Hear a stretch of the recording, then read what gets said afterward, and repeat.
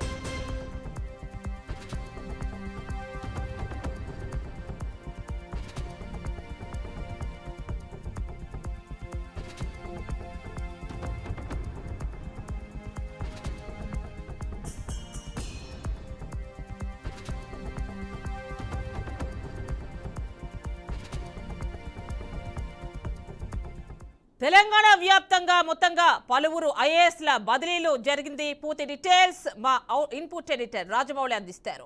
రాజమౌళి చెప్పండి, మొత్తంగా 6గురు ఐఏఎస్ల బదిలీలు జరిగినట్టు తెలుస్తోంది. ఏ శాఖలకు మళ్ళీ రీప్లేస్ చేశారు? కమిషనర్ గా కావచ్చు, ఆయా శాఖల అధినేతలుగా కావచ్చు. అంటే ఇప్పుడు మనం చూస్తే జీహెచ్ఎంసీ కమిషనర్ గా అమ్రాపాలిని నియమించడం జరిగింది. ఇప్పటి వరకు అదనపు బాధ్యతలు మాత్రమే నిర్వర్తిస్తున్న అమ్రాపాలి ఇకపై జీహెచ్ఎంసీ కమిషనర్ గా కొనసాగనున్నారు. ఇలా రకరకాల డిపార్ట్మెంట్స్ కి సంబంధించి బదిలీలు జరిగినట్టు తెలుస్తోంది. వాళ్ళని రీప్లేస్ చేసినట్టు తెలుస్తోంది. డీటెయిల్స్ ఇవ్వండి.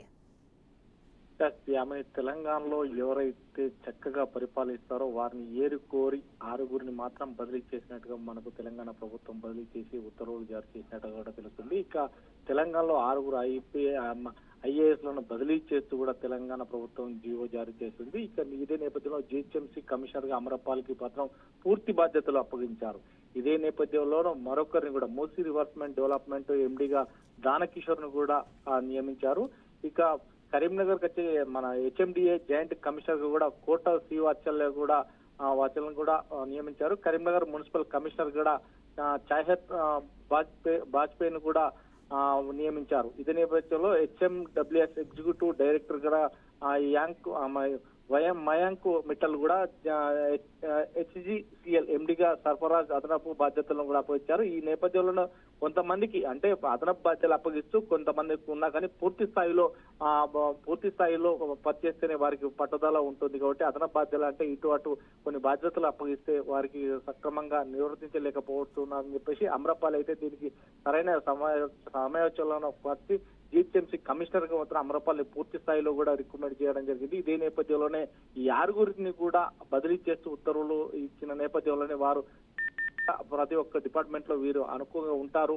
వారు అయితే తెలంగాణకు చిత్తశుద్ధిగా పనిచేసి తెలంగాణను ఇంకా దారిలో పెట్టి ముందుకు తీసుకుపోయే ఈ తెలంగాణ ప్రభుత్వానికి సకలం తోడ్పాటుగా ఉంటారు అంటూ కూడా ఈ 6గురిని మాత్రం చేసి మరికొంతమందిని కూడా రాబోయే రోజులలో బదిలీ చేస్తున్నట్టు మనకు వినిపిస్తుంది. రాజమౌళి, ఎవరెవరు బదిలీలు జరిగాయి అంటే ఇప్పటికీ మాత్రం సర్ఫరాజ్ వాటితో పాటు ఎవరైతే కరీంనగర్ మున్సిపల్ కమిషనర్ గా చాహెడ్ వాజ్పేయిని, తర్వాత ఎగ్జిక్యూటివ్ మయాంక్ మిట్టల్ తో పాటు ప్రతి ఒక్కరిని అంటే 6గురిని మాత్రం ఇప్పటికి మాత్రం బదిలీ చేశారు. తెలంగాణలో 6గురు బదిలీ చేసినప్పటికి మాత్రం సీనియర్లను మాత్రమే బదిలీ చేసినట్టుగా మనకు తెలుస్తుంది. అంటే ఇప్పుడు మనం చూస్తే కేవలం పని ఆధారంగా చూసే ఈ రిక్రూట్మెంట్ అంటే ఈ ప్లేస్మెంట్స్ అన్ని కూడా జరిగాయి అనుకోవచ్చా? ఎందుకంటే ఇంతకుముందు వరకు అమ్రాపాలి ఏదైతే అసిస్టెంట్ కమిషనర్ గా అంటే తాత్కాలికంగా కొంచెం అదనపు బాధ్యతలు మాత్రమే నిర్వర్తిస్తూ వచ్చారు. అంటే ఒక టెస్ట్ లాగా భావించి అందులో పాస్ అయితే పూర్తి బాధ్యతలు ఇస్తున్నారనుకోవచ్చా? అలానేమి కాదు, ఎందుకంటే ఒక ఐఏఎస్ ర్యాంకుకు సంబంధించి ఎవరెవరికి ఏ శాఖల్లో ప్రాతినిధ్యం వహిస్తున్నారు, ఎవరెవరికి ఎంత మేర దీని మీద అవగాహన ఉంది అన్నట్టు కూడా కొంతమందిని అంటే పూర్తిగా బాధ్యత లేకుండా అదనపు శాఖలకు అప్పచెప్పిన నేపథ్యంలో అమరపాలి గతంలో చూస్తే ఏదైతే కరీంనగర్ కలెక్టర్ గా చేసిన అమరపాలి ఏదైతే గత 10 ఏళ్లలో అమ్రపాలి గారు అక్కడ చేసిన నేపథ్యంలోనే వారిని ఏదైతే కేంద్రం తీసుకోవడం జరిగింది, కేంద్రం నుంచి వెళ్ళి మళ్ళీ తెలంగాణలో కాంగ్రెస్ ప్రభుత్వం రాగానే ఈ కాంగ్రెస్ ప్రభుత్వం లోపల మళ్ళీ హైదరాబాద్ కు పిలవడం జరిగింది. అదనపు శాఖలు అప్పగిస్తూనే వీరు, ఎందుకంటే వారికి పట్టు ఉంది, తెలంగాణలో ఏ శాఖల పైన పట్టు ఉంది, ఎవరైతే ముందుకు తీసుకెళ్తారనే నేపథ్యంలోనే వీరి మరీ పేర్లను పెట్టి ఈ 6గురిని మాత్రం అదనపు శాఖల నుండి కాకుండా పూర్తి స్థాయిలో నియమించినట్టు కూడా మనం అనుకోవచ్చు. Right Rajamouli, thank you.